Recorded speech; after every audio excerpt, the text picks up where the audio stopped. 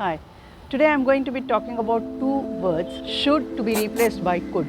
The usage of word should can often make us feel trapped, stressed out, guilty, ashamed, unmotivated.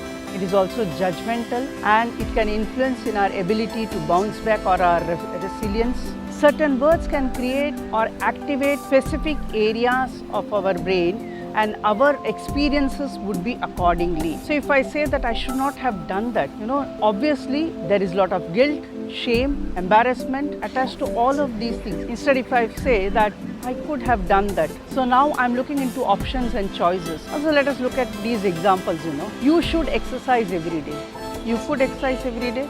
You should not eat fast food. You could eat healthy food. You should not play this game. You could play this game. Interesting. So get in touch with me for the Neurolinguistic Programming Basic Practitioners course. All the program details are given below. Let us rewire our brain with subconscious reprogramming and transform our personal and professional life. Thank you. I'm Shyamla. I'm a wellness coach, healer, neurolinguistic programming trainer. Thank you so much.